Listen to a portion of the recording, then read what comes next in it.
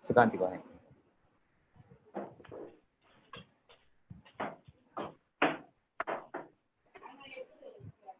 Sukanti, you're not, there you go.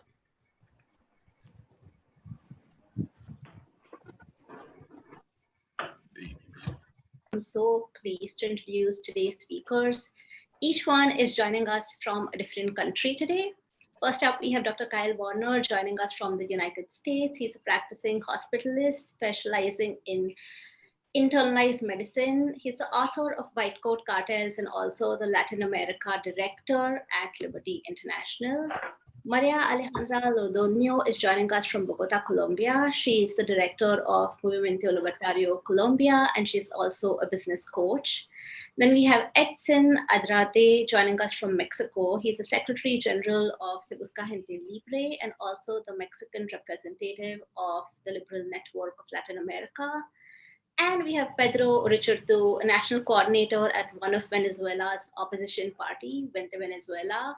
He's also a professor at the Central University of Venezuela, and he's joining us from Caracas.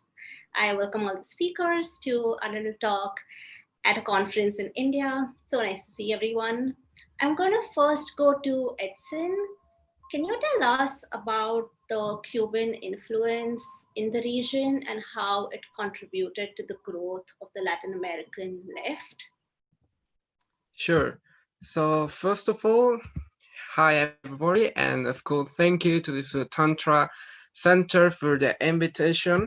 So today, we all are here to talk something about the liberalism in Latin America, but also the influence of the left and the Foro de Sao Paulo in the whole Latin America, not only in Mexico, Venezuela, Colombia, or Cuba. So I don't know how familiarized you are with the Foro de Sao Paulo, but if you are not familiar with the history of Cuba, for example, from 1953, the island experienced the Cuban Revolution, whose objective was basically to remove the president Fulgencio Batista from the power to end the poverty and inequality. But I would like you to think something really, really interesting. Hong Kong and Cuba, both our island, had the same income in 1915. And you can see the statistics now. Cuba has only grown their income twice. And of course, Hong Kong have grown their income 14 times. So you can see the path that Cuba followed, the path of a closed market, the path of socialism, and of course Hong Kong followed the path of liberalism and a market economy. So there are a lot of myths about Cuba and about how successful has been the regime of Castro and the Cuban Revolution. But well, Cuban health statistics appears to be a paradox because wealth and health, of course, are correlated because without wealth can buy better healthcare. But Cuba remains desperately poor and appears to be healthy. And this is why one of the great paradox of the left socialism. And well, the truth is that these Cuban health achievements are in part the result of repressive methods. And that's actually what I want to talk to you about with. How the repressive methods of the Cuban regime have try to success some statistics and how they can show the world and not only Latin America how successful is the regime.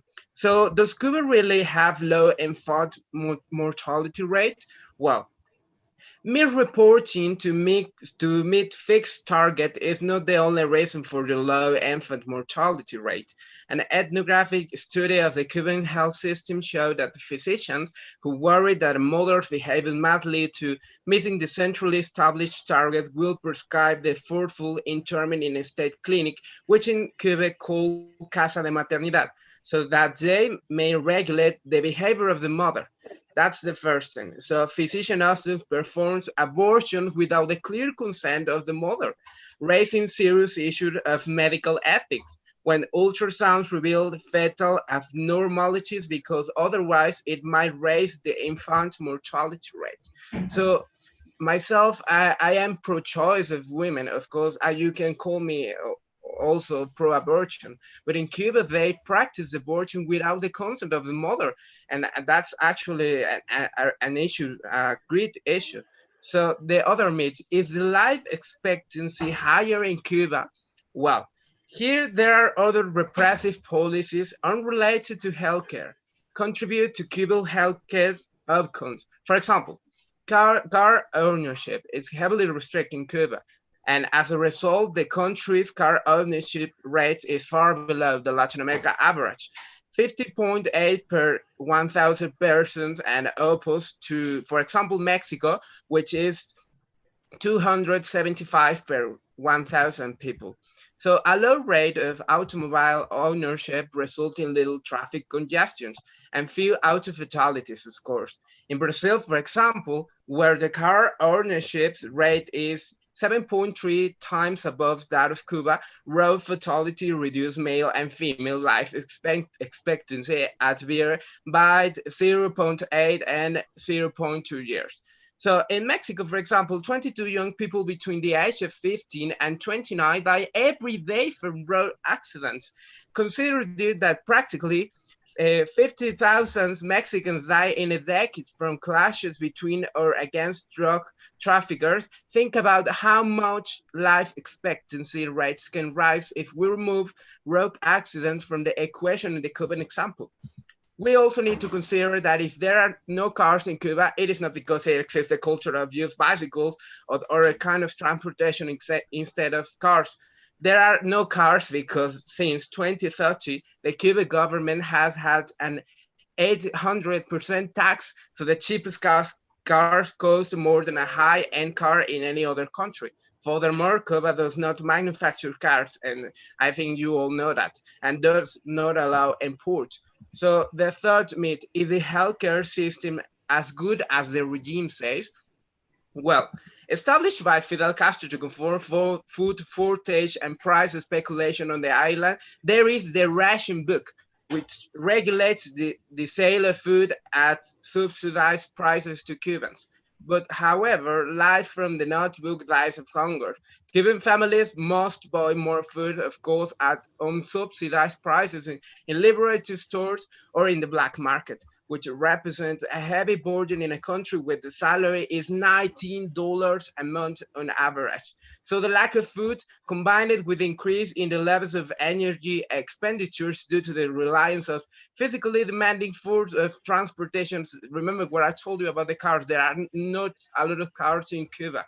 So this leads to a reduction in the net nutrition. So accidentally, this crisis leads to the halving of obesity rates, and this likely, of course, contribute to important reduction of death attributes of diabetes, coronary heart disease, and strokes. So, well, finally, Urmila Bola, United States, reported of contemporary forms of slavery, and Maria Gracia Gianmarino, especially reported on traffic in person, expressed their concerns about the working condition of Cuba medical missions abroad in a letter sent to the Cuban regime. And as you know, and as a special reporter of the UN said in this letter, the forced labor constitutes a contemporary form of slavery. So of the salary that country paid to each Cuban doctor, the government, for example, of this country, and talk about the island, keeps 75% of even the 19% of the salary. In addition, Cuban doctors work 48 hours a week, plus 16 hours on call, increasing a total of 64 call hours a week. Their freedom of movement is restricted in destination country, and if they decide to return from the work abroad, they can be sentenced up to 8 years in prison. So imagine that. The deserting doctors cannot return to Cuba in 8 years, and the families who remain on the island are subject to repercussions from the government. So it is worth nothing that the medical missions in Cuba are the main source of income for the regime, along with the money sent by the families abroad. So in a normal year, they can exceed up to 500% the money produced by tourism. So the hiring of Cuban doctors by the world government implies complicity with a regime that enslaves its nationals in different ways, from slavery to poverty proposes to human traffic. So, well, maybe you can hear that Cuba is a successful example of socialism, but as I told you, actually their aesthetics are completely manipulated by all of these facts that I told you. The world, entirely the world, have heard about this letter of the special reporters of the UN talking about the slavery that medical Cubans are experimenting. So I want you all to talk about what I told you first in this conversation. In 1950, Cuba and Hong Kong have the same income. Actually, the Cuban income was a little bit higher. And now you can see Hong Kong, one of the freer countries in the world, and you can also see Cuba. So the influence of the Cuban regime, of this Cuban revolution, it's really important in Latin America, because in 1950, Cuba spread the seed of communism and socialism in the whole Latin America. And now you can see Venezuela, you can see Nicaragua, and also for example, you can see my country, Mexico, which our actual president, Andres Manuel Lopez Obrador, is a clear socialist who is destroying the country. So it's actually really important to understand how Cuba works and how Cuba, it is not an example of good and successful socialism. It's actually an example of how repressive policies and repressive methods can help the socialists to present their regime as successful, and also convince people, for example, young people, that socialism is the path to progress and liberty, but actually it is not. And all the time I'm repeating that with people that ask me why I don't support Cuba if they have a good healthcare system and a good educational system. So there was not need that Fidel Castro came to power to Cuba to have these successful things like healthcare and education. Actually, Cuba did actually have before Fidel Castro. Okay, yeah, I consider that Fulgencio Batista, of course, was a kind of dictatorship, but the Cubans, they didn't need another dictatorship as Fidel Castro. So just considering how a nation can grow with liberty and free market, you have the example of Cuba and Hong Kong. I will love to live in Hong Kong instead of Cuba. Okay, Edson, I have to move to Dr. Kyle from here. Dr. Kyle, thank you, Edson. Dr. Kyle, you're American. Tell us about your experience how did you get involved and exposed to Latin American politics? What is your understanding of liberalism in the region? And what has been your experience visiting the border with Venezuela? So my first involvement in Latin American politics started in medical school when I was doing some of my clinical rotations in Miami. And that was in the year of 2012. So I moved to Miami, and I lived in a building with a lot of Venezuelan refugees. And I got to know my neighbors, and it was a really interesting time, and it was a really exciting time because if you'll recall, at that time, in October of 2012, there was an election in Venezuela. There was the late Hugo Chavez, who is now thankfully dead, running for re-election against Enrique Capriles. And my neighbors were all very enthusiastic because there was a real sense that Enrique Capriles was going to be able to end the Bolivarian revolution. But unfortunately, Hugo Chavez used a lot of very underhanded tactics, and I believe he committed fraud. That is debated a little bit, but most responsible people agree that he committed widespread election fraud. And so one of the things he did, though, was he closed the consulate in Miami. So all the Venezuelans had to move to had to go to New Orleans in order to be able to vote. So I helped my neighbors organize a bus transport to try to send as many people as possible to New Orleans so they could actually vote. It's a really difficult thing because I was with them as they learned that Hugo Chavez would be reelected, and the kind of pain that you saw on the faces of people who had been chased from their country. And I've gotten to know a lot of Venezuelan people since then, and gotten to really appreciate the kind of sacrifices these people have made, the kind of suffering they've been through, and how painful it is to see what it was once the wealthiest country in South America, the country that once had the lowest child mortality in America, the country that was once the place to be in South America, the place everybody wanted to immigrate, has relatively quickly been destroyed and turned from the country with the lowest child mortality into the country with the highest child mortality. That's turned from the country that was the wealthiest country to the poorest country, and has turned from really an amazing place where everybody wanted to go into a place where there are now more than 6 million refugees fleeing on foot.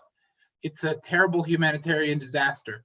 So with Liberty International, the organization that I work with, and with a number of other organizations, I've been very, very supportive of efforts to spread liberty-oriented programs throughout all of Latin America, but especially in Venezuela, because there is nowhere where libertarian ideas are needed more than right in the center of modern day socialism. It's Venezuela is the place where we can see most clearly, because it's the most recent, but not the only example of what happens when you put a left-wing populist into power and give them free rein to do what they want. You see the destruction of society, and then you see the terrible human suffering that comes as a direct consequence. Last year, I had the opportunity to get involved with an NGO that runs a refugee clinic in the city of Cucuta, Colombia. Cucuta is right on the border of Venezuela, and it's the city through which most people leaving Venezuela pass. So at any given time, there are about 1 million refugees in the city of Cucuta, and what an amazing blessing it was for me to be there and seeing these patients in a clinic and doing everything I could to help. I've got some extremely sad stories about some of my patients who've now passed away, basically because of the poverty produced by the Chavez Maduro regime. And it has really given me a sense of resolve and of importance of this work. You know, if you ever wonder whether ideas have consequences, you can look at Latin America and the chain of human suffering that has started with the Cuban Revolution, but then the little satellite revolutions. If you think of Cuba like a cancerous tumor, and it's spread its influence, and it's spread its disease to so many other countries, and Venezuela is the most recent example. As somebody who really believes that ideas have consequences, and that the only way we can make the world a better place is through better ideas, I think it's extremely important that we continue our work to spread education and spread good ideas, because good ideas can lead to better human conditions and to better outcomes. And I always think about my patients who are no longer with us from Cucuta, and I know that there are just a couple of people who have these really very sad stories kind of branded into my mind, but I know that there are literally millions of people with similar stories, and they are the real consequences. We're talking about life and death when we're talking about prosperity, or when we're talking about liberty. And it's a fight that we can never give up, because human liberty produces human flourishing. Thank you, Kyle. And I agree with you completely. These aren't abstract, vague ideas that we just discuss because we're interested in intellectual discussions. There are 6 million people who have left Venezuela in the last few years, like you mentioned, and that there are people who are suffering the consequences of these ideas, as you said. I want to move to Pedro. Pedro, you're joining us from Caracas, Venezuela right now. I believe you would have been a school student when Hugo Chavez came to power.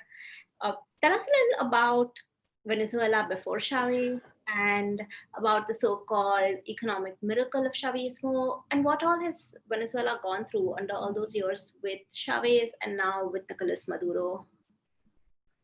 Yeah, well, first of all, I want to thank Venkatesh and all the team for inviting me to be part of the SwaCon, and of course for allowing me to share with so many liberal friends and freedom fighters from all over the world, and in particular from Latin America. I have to say that all of you are great friends, and I'm really proud about your work on liberty. So I'm really happy to be here with you. And of course, to talk about such a topic, exciting as a challenger. And of course, it's a pleasure to share with Sukanti again.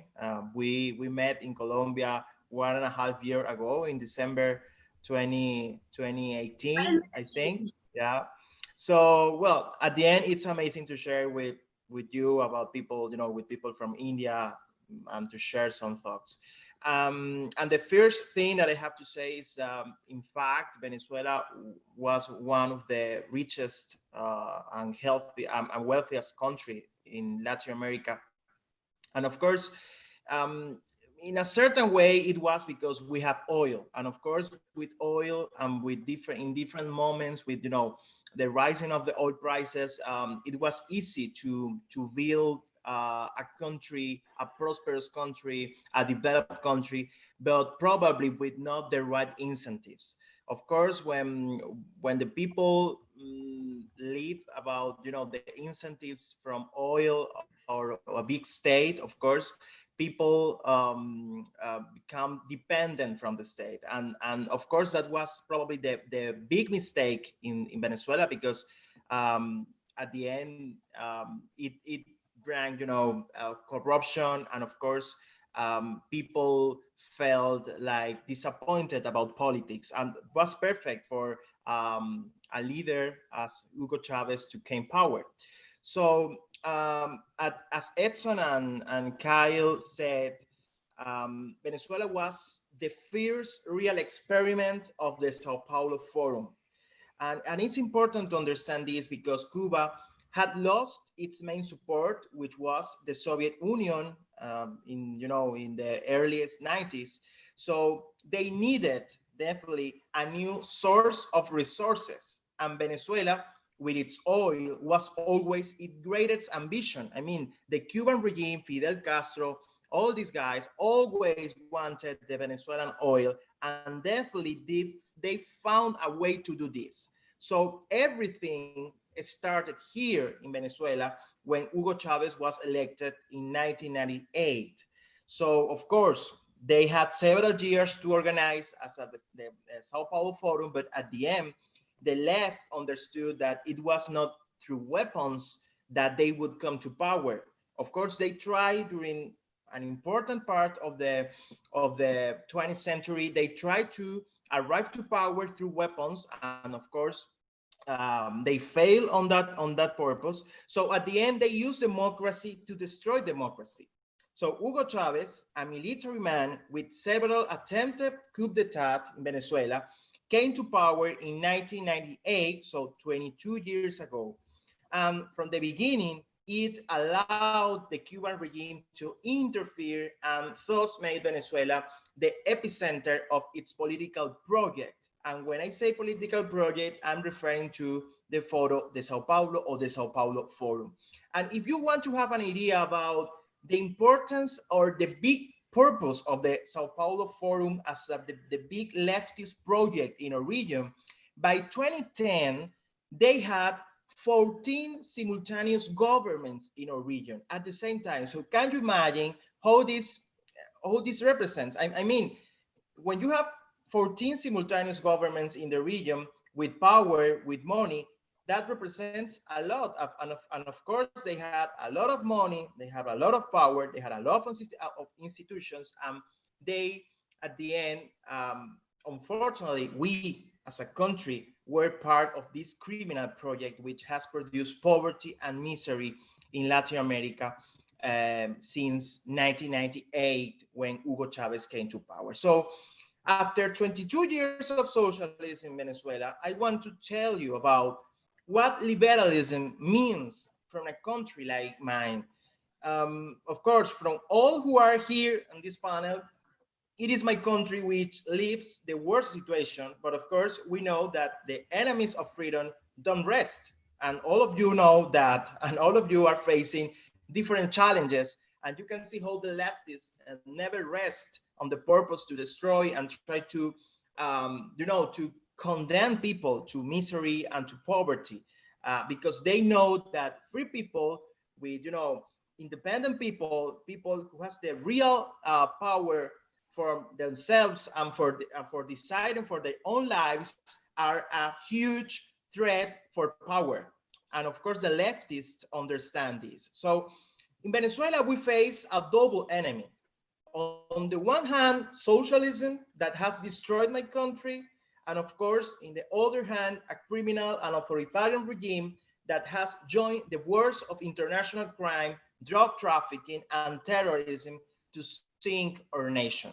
So I have had the opportunity to travel throughout Venezuela carrying the ideas of freedom in a country that is devastated by socialism. And of course, as I always say in my conferences and in my workshops, no one knows what freedom is until it is lost.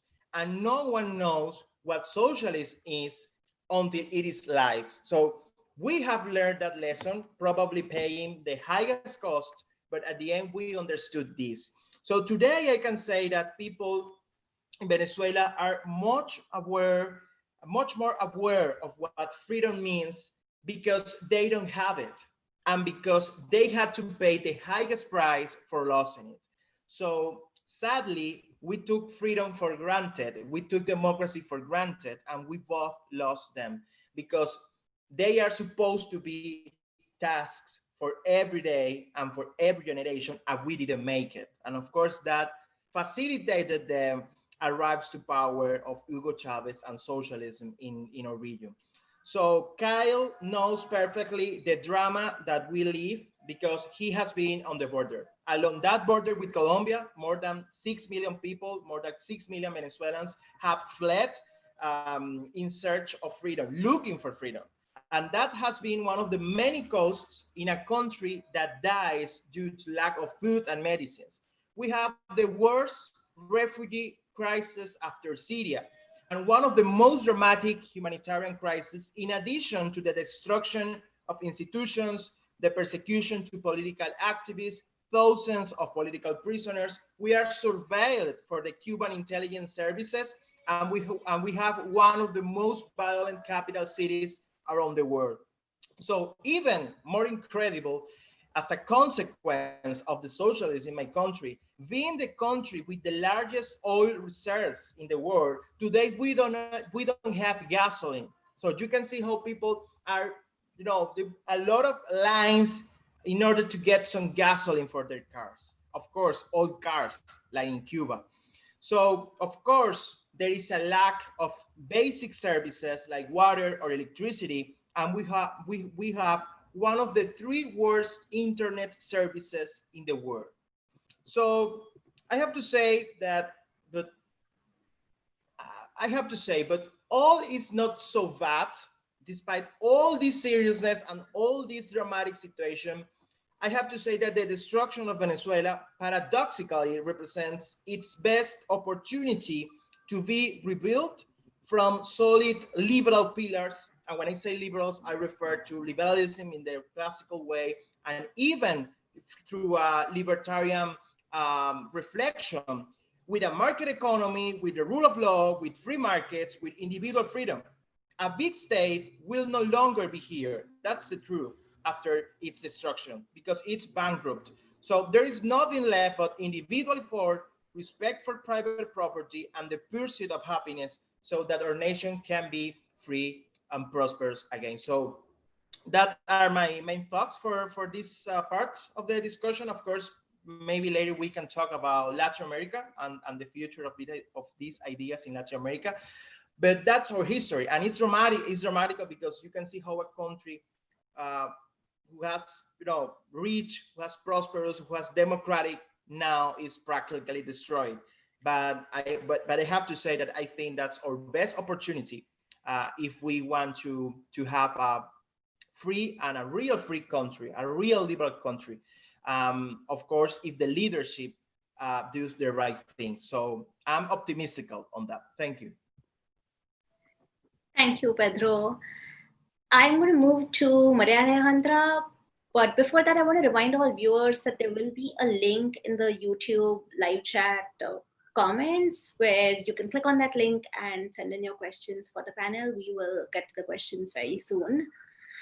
Now to Maria Alejandra, joining us from Colombia. What I want to ask you is that some states like Venezuela have become complete satellites of the Cuban regime or the Sao Paulo Forum, but it also plays an influential role in other countries like Colombia as well, which are relatively free. Can you talk about the role of the Sao Paulo Forum and how it is infiltrated into Colombia?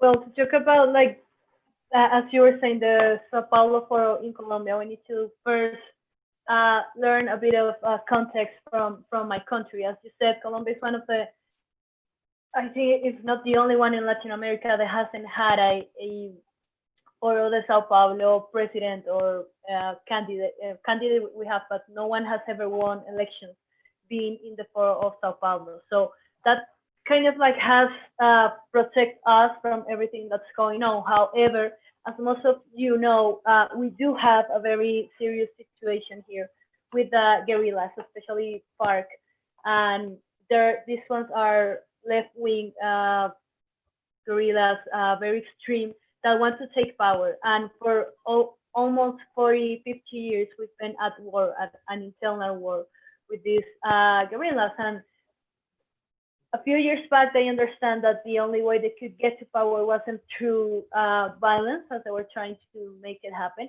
but through convincing people that they were the good option to vote.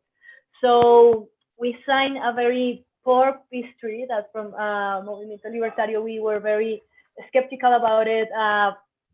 And we said, this is, sadly, all the things that we said that were going to happen, happened. And right now, FARC has a political stand, a formal stand in our country. So that makes things even more complicated, because after everything they've done, we see that they still have certain political relevance.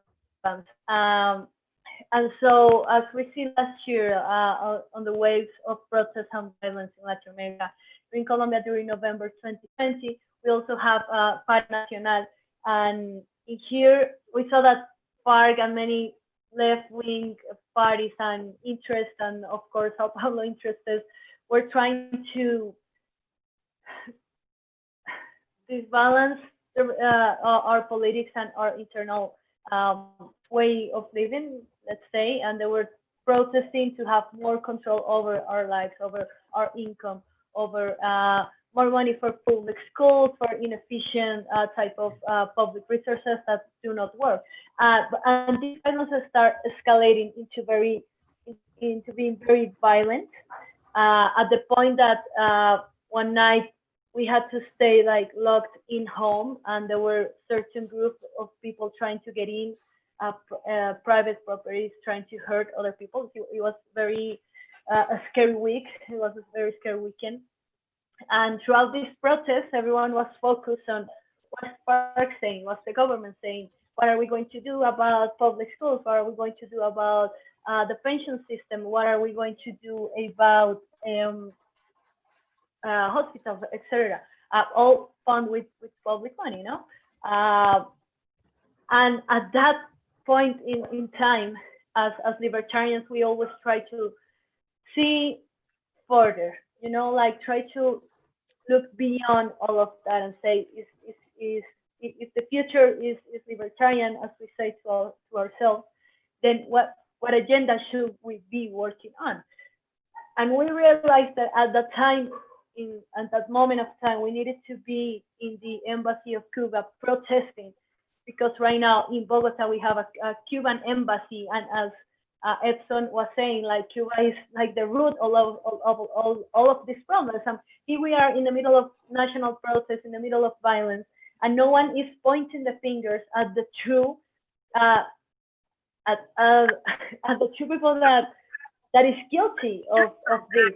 No one else was saying this, and we took it upon us to go there and to say, hey, you are the real cause of all of this. Like, this is your fault, and you need to respond from all of these crimes that we are seeing right now.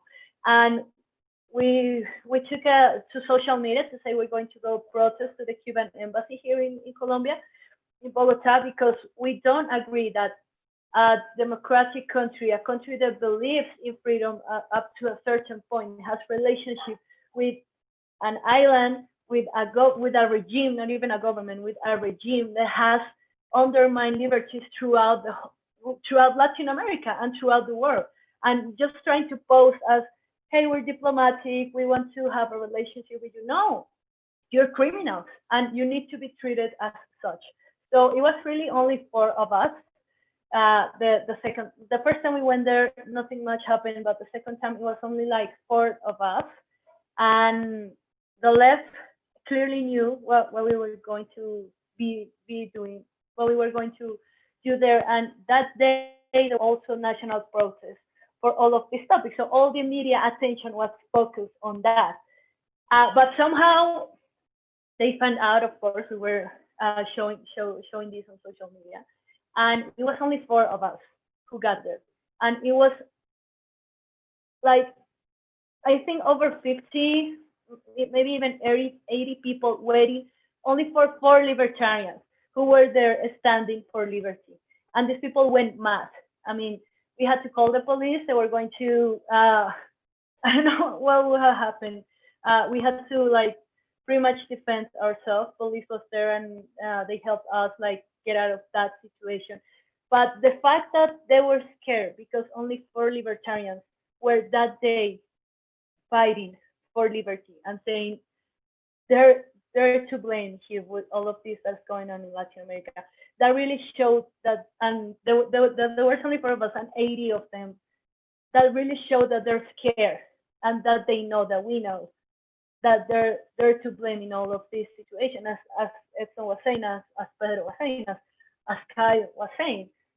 You know, this is showing right now, and we were there to point the finger and to say, hey, this is going on.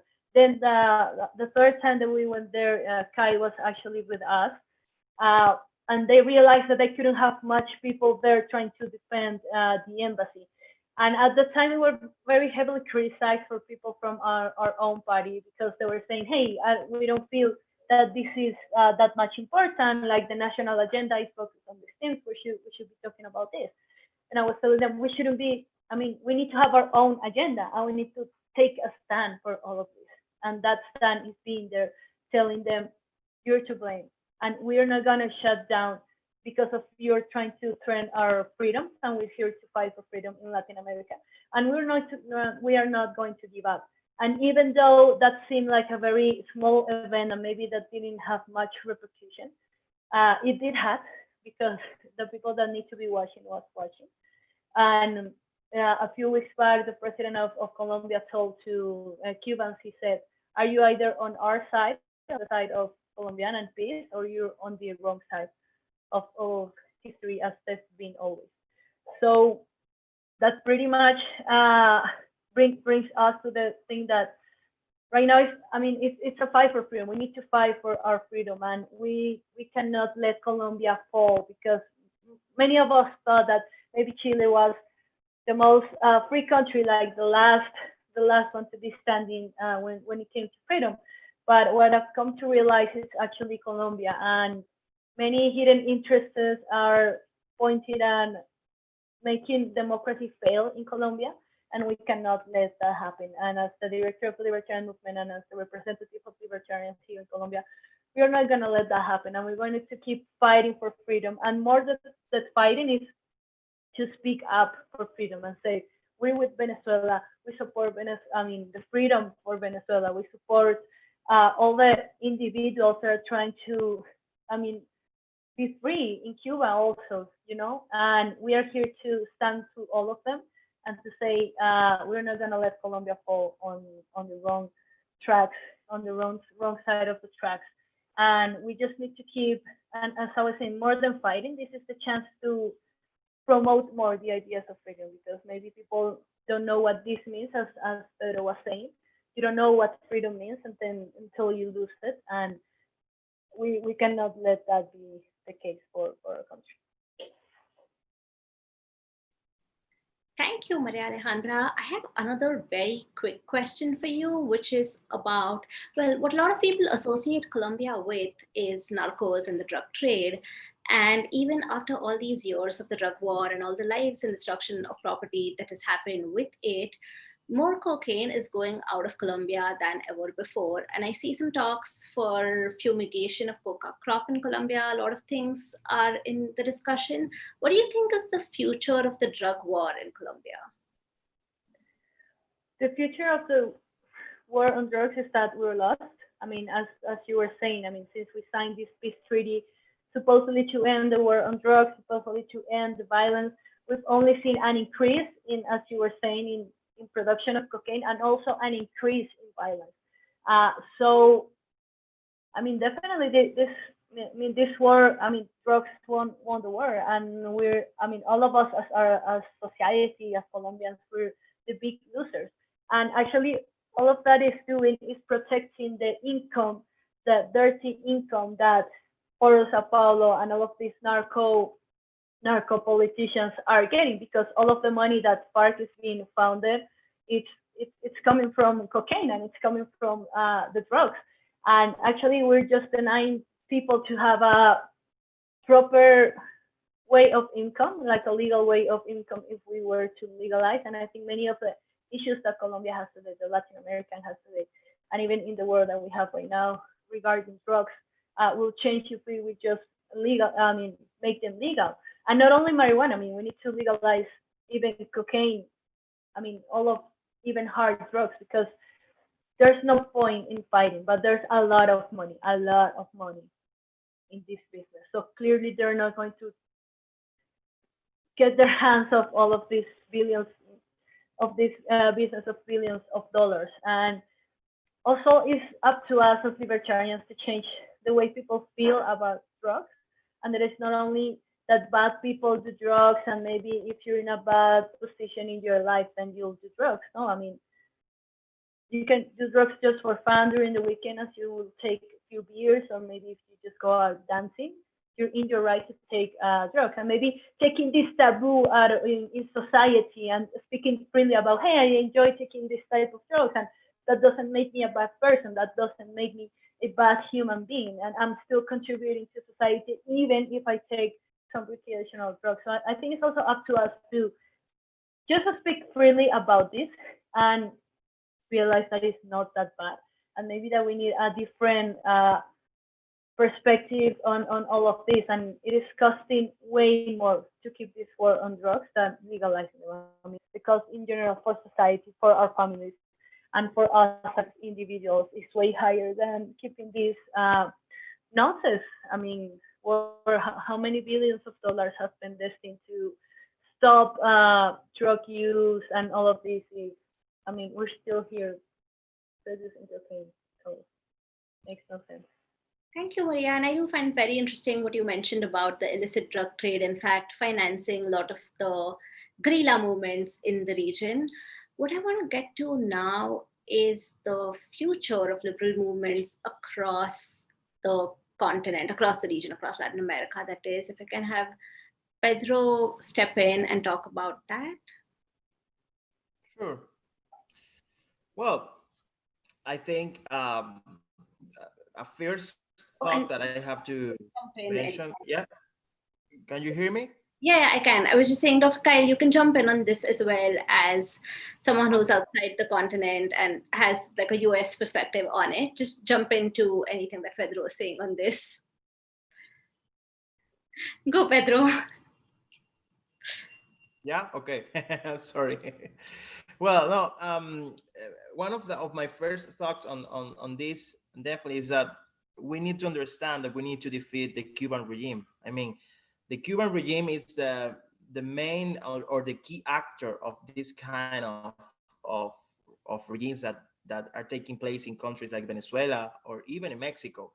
But of course, we need to understand that they don't rest and they want to take control of Colombia. They want to take control of the United States. They want to take control of all the pillars or the country that represents like pillars of the freedom or democratic institutions. And the thing is that they won't stop if we don't stop them. And I think we need to understand that, and we need to be even more active, not only as activists, but also from a political perspective, from a cultural perspective.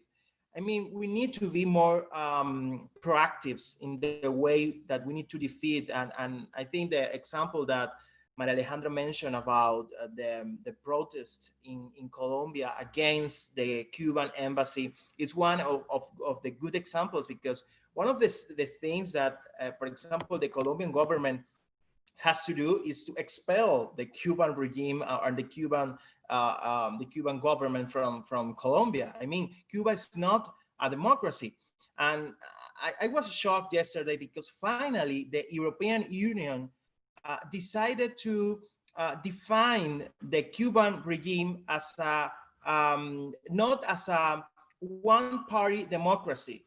That's crazy because the Cuban regime is not a democracy since many years ago. I mean, never has been a democracy. So unfortunately, the international community has been in a certain way co-participate of the Cuban regime with silence, with, of course, with certain comprehension about the good intentions that the Cuban could have through medicine or through, I don't know, politicians or through social fighting.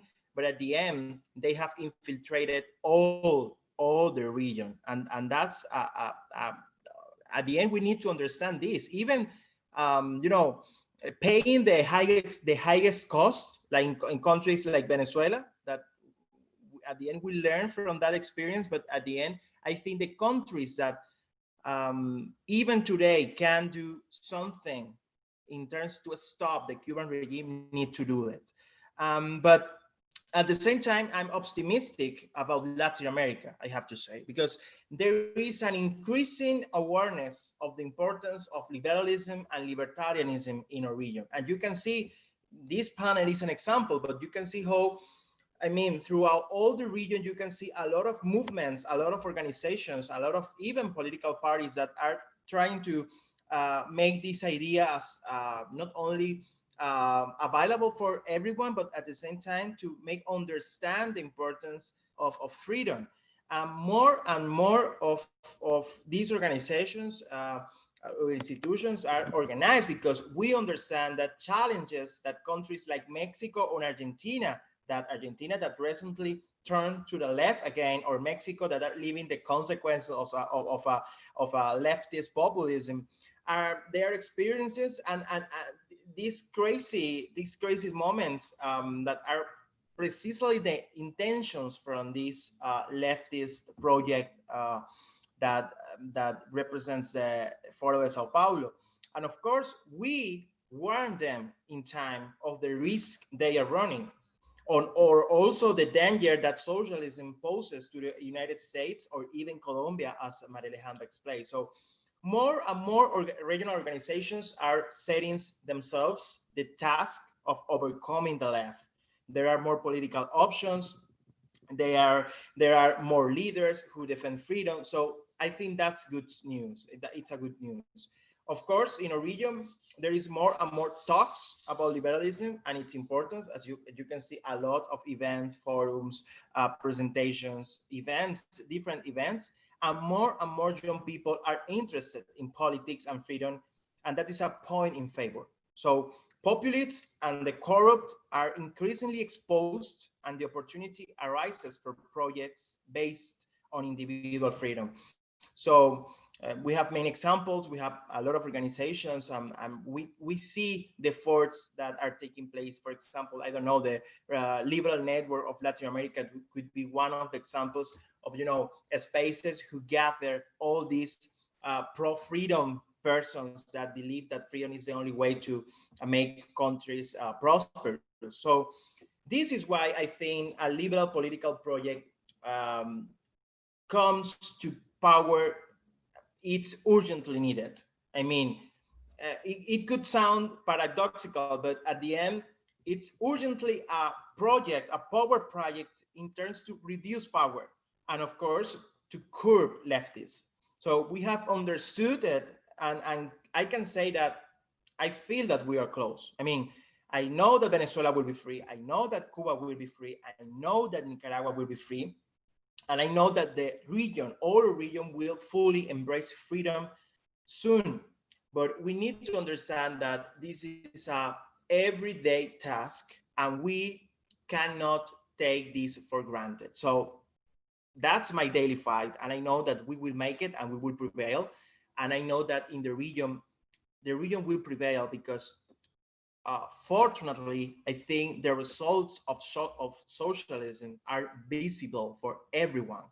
And I think even they use propaganda, they use a lot of money, they use a lot of media resources, but at the end, people are learning from their own experiences. And that's my experience from the Venezuelan perspective. So in that way, I'm optimistic about liberalism and libertarianism in Latin America.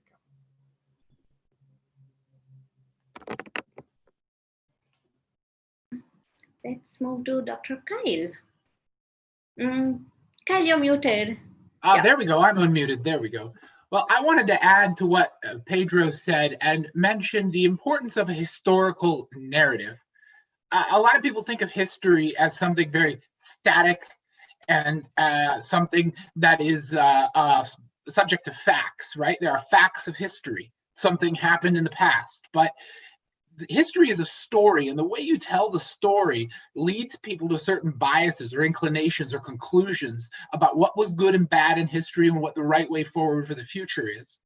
And Latin America has a lot of very toxic historical narratives. To give you some examples, that Eva Perón was the savior of the people in Argentina, and they made a movie and a Broadway musical, Evita, and that the Cuban regime is this paradise of healthcare, or that the Yankees came in and killed Salvador Allende and destroyed the wonderful revolutionary progress of Chile, or that neoliberalism has been this force for American corporations to come and enslave Latin people.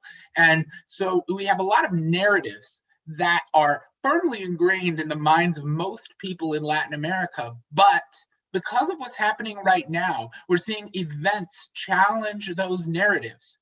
If socialism is so good, and if Chile, which is widely regarded among liberals as the most free place in Latin America, if Chile is so bad, and if the Chilean people have suffered so terribly, why is it that they're a developed country where everybody's trying to immigrate to Chile? There's this tremendous disconnect right now between the narrative that was taught to so many people in school and so forth, and the stark reality on the ground. And what that means is that we have an opportunity, and people are taking advantage of that opportunity to revisit those historical narratives and to think, when Allende was toppled, was that a disaster for Chile or was it a blessing? And people are rethinking that.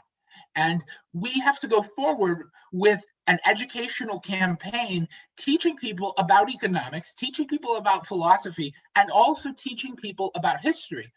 Within 5 years of toppling Salvador Allende, infant mortality went from the highest in South America, dropped by 50% on its way to become the lowest, whereas Venezuela was the opposite. So there's a tremendous historical narrative that favors liberalism that's in line with what actually happened. And we have to be attentive to this, but I'm really, really hopeful for the future, because the things that are actually happening undermine the historical narrative that's been sold through the schools, through the universities. You know, the Cuban regime sends teachers, they do teacher training, they bring activists to Cuba, put them up in a resort, indoctrinate them for a couple of weeks, tell them false stories about history, send them back home where they work in schools to poison the minds of young people all over Latin America with these ideas. But reality is stark, and reality is going to, I think, bring people's minds over to our side. We have a tremendous opportunity there, and I think that's something we got to keep working on and keep pushing forward. Is a genuine history and genuine realistic interpretations of modern events. You know, if you, I remember when I was in Ecuador just about 5 months ago, there was a left-wing leader who showed up at a campus where I was speaking, and they kind of had another event with a very popular domestic leftist, and even he felt the need to talk about what happened in Venezuela and try to explain it in a leftist context. And he ended up saying, well, Venezuela's primary problem is they just don't produce enough of their own food. And you know, this is in the context of seeing people from Venezuela begging on the street when you walk outside of the university. And for those students in there, they were really enthusiastic about that leader. But at some point, the reality has to clash with the stories, and we hope that reality is going to win, and that's what we work for. Okay, thank you, Kyle. I am going to jump into the Q&A from the chat. Well, this question is open to all panelists, it seems. Do you think that Jair Bolsonaro, the president of Brazil, is a free marketeer or just another nationalist who is using the market economy? All right, well, let me tell you what I think about Bolsonaro, and then we'll see what everybody else thinks. So I think Bolsonaro has embraced a lot of very good free market ideas, but I think he's done it in a really ugly way, because what he's done is he's married free market ideas to this ugly ideology where he puts some people down, where he uses some of the most divisive and nasty rhetoric, where he commits acts of corruption and crime. And I think that while it is an unmitigated good that he's in the process of engaging in mass privatizations, where it's an unmitigated good that members of the Brazilian Workers' Party are going to prison. You know, Lula will go back to prison and he will probably die there. These are unmitigated goods. The overall result of many of Bolsonaro's reforms, I think, is harmful to liberalism.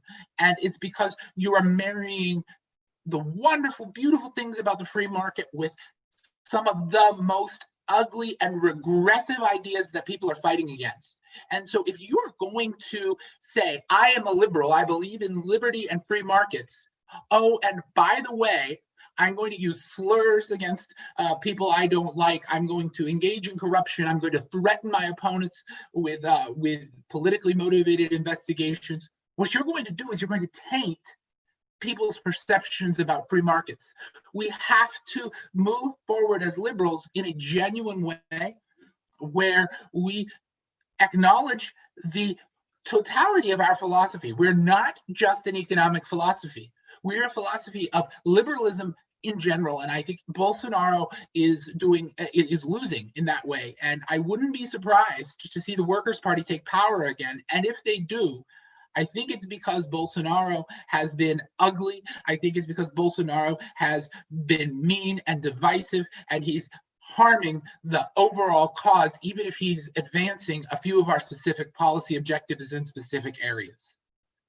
I agree, Dr. Kyle. I want to move to the other panelists, but I do want to say that the reason this is going to be so, any progress made under Bolsonaro is going to be so unstable is because Brazil doesn't have a tradition of these strong institutions that promote free markets and the ideas that we're talking about. So it's going to be one leader who is so unstable in every way talking about these ideas, but they're not seeping into the wider culture of the society because yes, I will. You get really vile people on the left and they push people to the right, and then the vile people on the right push people to the left, and you get this kind of pendulum between two really horrible extremes. Maria, yeah, I think it's very frustrating to see people like Bolsonaro, because as libertarians or friends of liberty, you're fighting with one hand with the left, and then you have to go and be in difficult situations like with Bolsonaro, people telling you, oh, but Bolsonaro is libertarian, he's advised by libertarians. So you're like, no, let me set the record straight and let me tell you how this works. And that's why we libertarians need to take a stand in general for liberty. It's not, better than nothing. Yeah, well, better than nothing, but still we need to have a very, a very set perspective and not only critique the left because that's what's morally right, but also critique what the right is doing wrong. You know, because we are libertarians. As Kai was saying, it's a pendulum, and we libertarians are the option out of that nasty, vicious circle of either left or either right. No, hey, you have another option, and that option is liberty in all of its forms. Oh, I'm so sorry. I have to look at the next question. Okay. Cuban doctors have been praised for their service. Okay, actually, you have mentioned this, Edson, but if you would shortly like summarize it again. The question is, Cuban doctors have been praised for their service to many developed countries, including Italy. Does Cuba have a highly developed healthcare system or some discussion of this past? But what is it with countries like Italy and European countries in Cuban doctors? You want to talk about that? And I need to mute someone. Dr. Kyle, I'm muting you. I'm going to let you go from your end.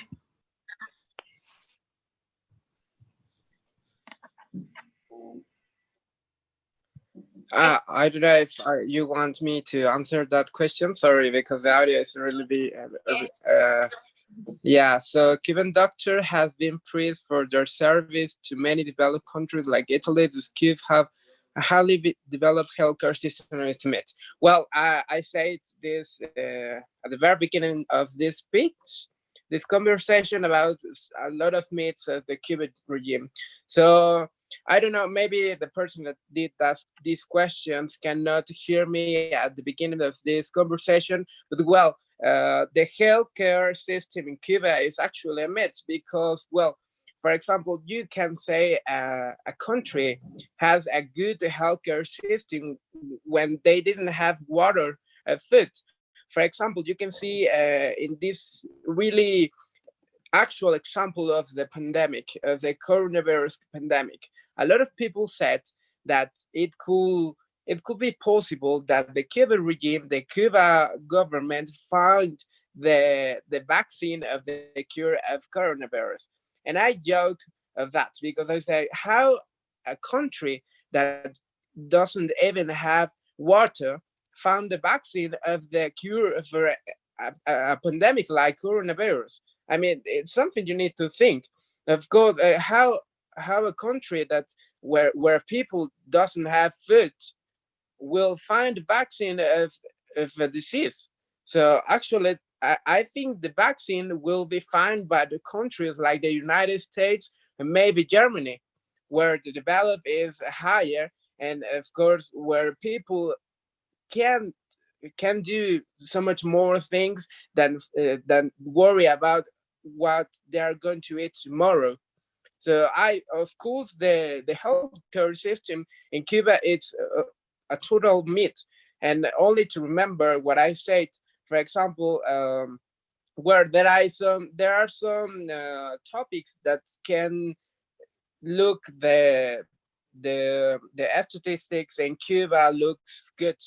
For example, the people in Cuba didn't die of diabetes, of heart attacks, because their alimentation is not as good as in countries like, for example, in Mexico. Well, Mexico have the higher rates of diabetes in Latin America and in the country, but you can know of that rates that here in Mexico we have food to eat. In Cuba they didn't, and they don't. So, well, of course, the healthcare system is. That's right. I want Dr. Kyle to jump in about Cuba as well. You're muted. Wait. Okay, there you go. There we go. I'm unmuted. All right. The Cuban medical system being good is a myth. Does Cuba have some really good hospitals? Yes. And, you know, they're for the political elite. When Hugo Chavez finally died, he died in a Cuban hospital. Whenever people from the left have serious medical issues, yes, they go to Cuba. But the idea that because they can maintain a couple of excellent hospitals, that they allow access to the political elite to receive medical care doesn't mean they have a good health system. Their program, whereby they send doctors abroad, is a form of human trafficking, as Edson was mentioning. And in fact, the Trump administration in the United States has just created a proposal to list countries that use Cuban doctors as countries that are participants in human trafficking. The idea that a country like Italy at one point may have received some human doctors, so they were using slave labor in their hospitals as a way to praise Cuba, is absolutely crazy. But this gets us back to the idea of a historical narrative. The people in Cuba don't have liberty. The people in Cuba don't have food. The people in Cuba don't have any type of a means of moving themselves forward out of poverty, thanks to the dictatorial regime of the Castro brothers that's continued to persist. And yet, people want to talk about issues like literacy or healthcare, and they use fake statistics, unreliable statistics, and then they glorify a human trafficking program. It's maddening to see, but it underscores the importance of us understanding a historical narrative. This is part of the historical narrative that in many people that will kind of agree that Cuba traded their liberty for healthcare. Well, you know, I know a lot of Cuban expatriates, and their personal stories on the ground completely undermine this. So I think we have a lot of work to do telling people that, number one, if they thought they were trading their liberty for healthcare, they really got neither. But number two, that the tremendous violations of human rights that are happening in Cuba is the real story that we need to focus on. The fact that they are engaging in an international human trafficking operation is the real story we need to focus on. And when we show people the truth, the whole myth about Cuba being a paradise gets shattered. If Cuba was a paradise, people wouldn't be getting in makeshift boats and risking their lives trying to row themselves to southern Florida.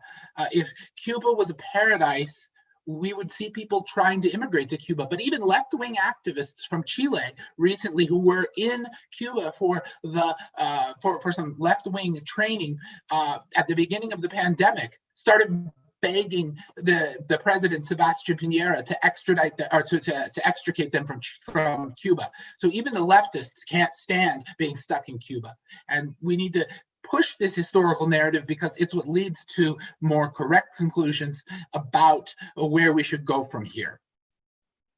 Another question that we have in the chat here is probably for Pedro, but really anyone can jump in, is what role can liberals in the country being Venezuela, play to save the country from the situation, and what can the rest of Latin America do?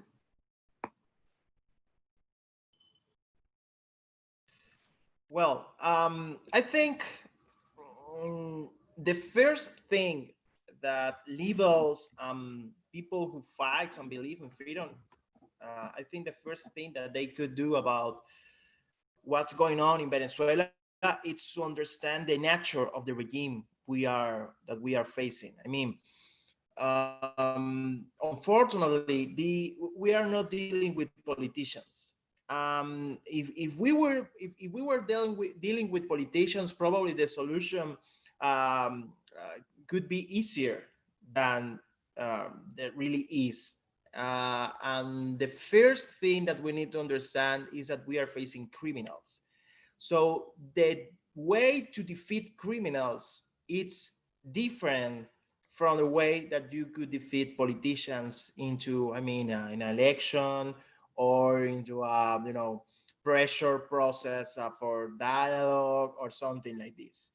And unfortunately, our country and our territory is currently invaded by Russians, by Chinese, by Cuban regime, by the Syrian regime, by the Iranian regime. And that's really dangerous because we are seeing how in this country are taking place different organizations, not only criminals, but also terrorists and also the Colombian guerrillas.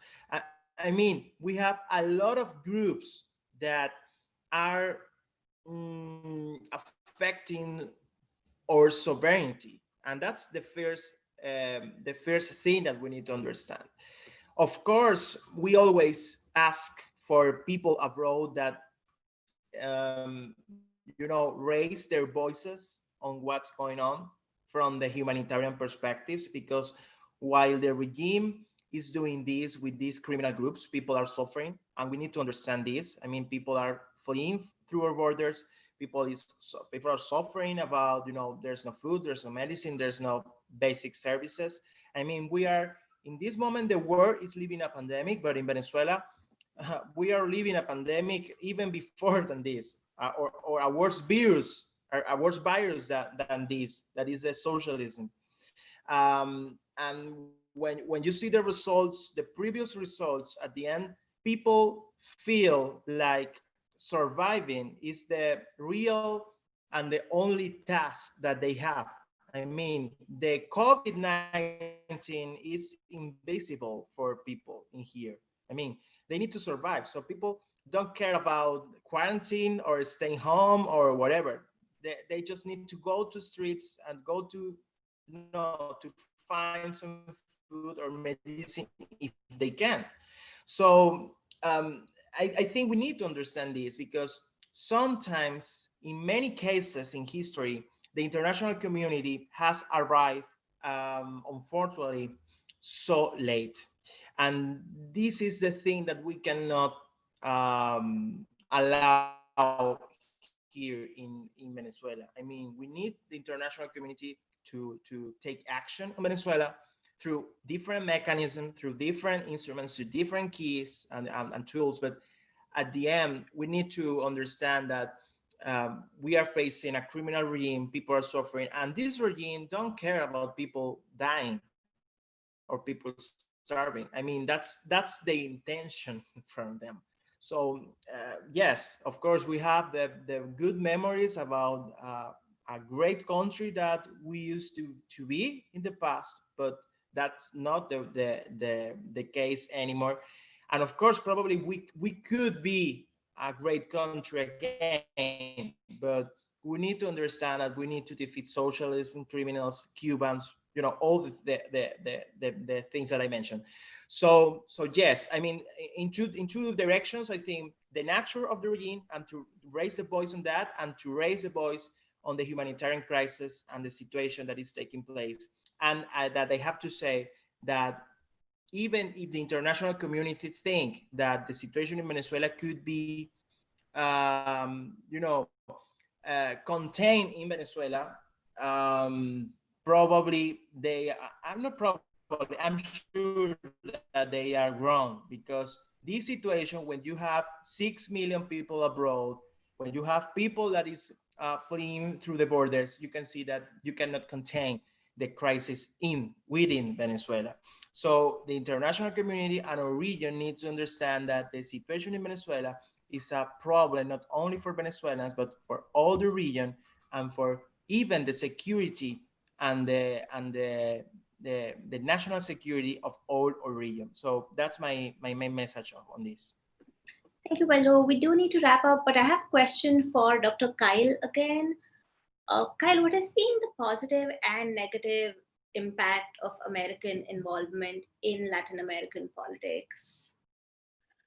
Well, it's a really complicated question, because America has not always acted perfectly. And in fact, America's acted very badly in a lot of instances.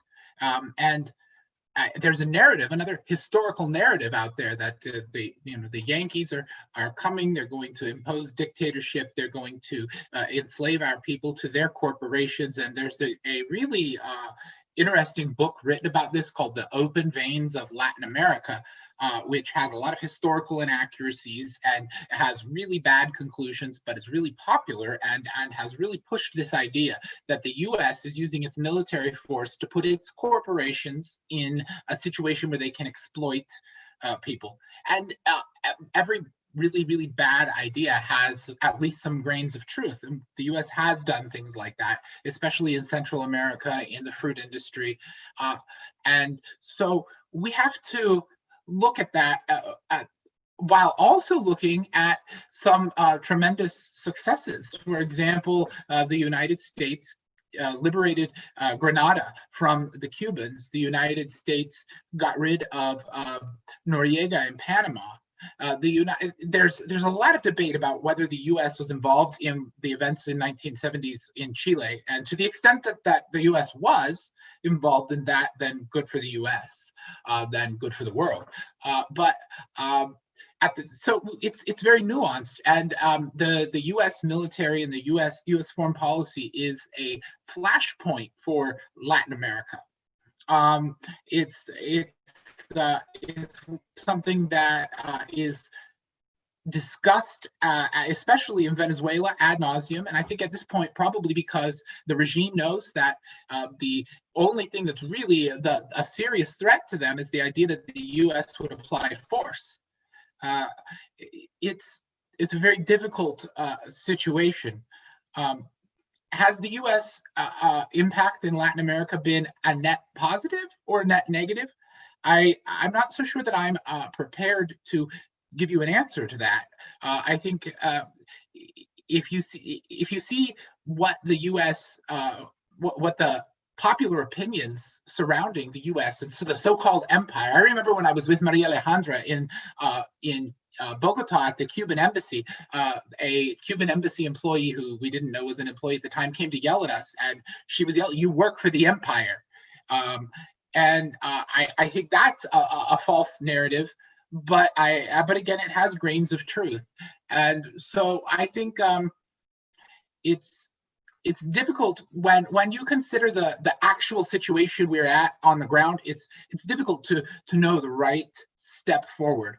But I think that the general principle that the U.S. is one of the freest countries in the world, and that in general the U.S. will use its power and influence to side with freedom, is a principle that I would hate to see go away. I would hate to see the United States step back from that, especially from our commitments, for example, to support the freedom of Eastern Europe, to support the freedom of Taiwan. And I think that the U.S. is a Latin country. It's a partially Latin country. 17% of our population identifies as Latino. We have, for example, Puerto Rico, which is a Latino island, a Latin part of Latin America. A huge percentage of our population speaks Spanish. And for us to say that we are going to turn a blind eye as a country to the tremendous suffering and injustice that's happening literally right in our neighborhood, to our neighbors, is something that I think we can't do. So I don't know how we go forward trying to do better than we've done in the past, and at the same time trying to undermine these narratives that we are an evil empire. I don't believe that for a second. And I think that the ideology of anti-imperialism, as described in the open veins of Latin America, is a tremendously flawed ideology. But that doesn't mean that you have to embrace the idea that the U.S. should go around the region or around the world, toppling bad governments and nation building. These things are fraught with problems. So I think we have to have a really realistic look at foreign policy. And when it comes to Venezuela, I don't think there's any option left but for the U.S. military to use force to topple the criminal dictatorship, and for the U.S. to use its criminal justice system to prosecute the members of the Venezuelan regime. Yeah, it's a major problem, but I would caution people who think that the U.S. is the source of all bad in the world. It's not, and in many cases, it's a counterweight. That it's a vital counterweight. For Taiwan, for example, the U.S. is a vital counterweight to the Communist Party. In Eastern Europe, it's a vital counterweight to Russian aggression, and so. We have to use this intelligently, and we have to also understand that the military is an industry. In the United States, there's a significant lobby for military spending that can really corrupt the debate process and the deliberation process that our democracy has. It's a very complex question, but if you hear from anybody who tells you that the US is always good, or if you hear somebody who tells you that the US is always bad in what they do, I think you can readily identify someone who's oversimplifying the situation. So it's complex, a very mixed record. There are a lot of people in libertarian circles who say that US foreign policy is an unmitigated disaster. I remember somebody telling me this when I was in Italy, and my response was, "You're telling me this while standing on soil liberated by the American army." It's a mixed record. And if we look at Chile, Panama, Grenada, these are examples where the US has had a tremendously positive influence, and we need to recognize that. At the end of the day, we're left with no other choice but to use military force if we don't want to see the Maduro regime continue its campaign of genocide against the Venezuelan people. And so if you hate the US military more than you hate genocide, please don't call yourself a liberal or libertarian. Thank you, Dr. Kyle. Okay, we do have to wrap this session up now because we are short of time. I want to thank all the panelists. Thank you, Pedro, Maria Alejandra, Dr. Kyle, Edson for joining us for this conference jointly hosted by Swatantrata and South Asia Students for Liberty. And thank you everyone for attending. Please do check out the other sessions that are going on in this conference, and we hope to see you there. Thank you. Thank you. Thank you so much for creating this space, and I'm glad to see you all safe and sound, with energy, and well, we'll be here. Hopefully we'll see everyone in Medellin again. Hopefully, yeah, next year. Thank you. For sure.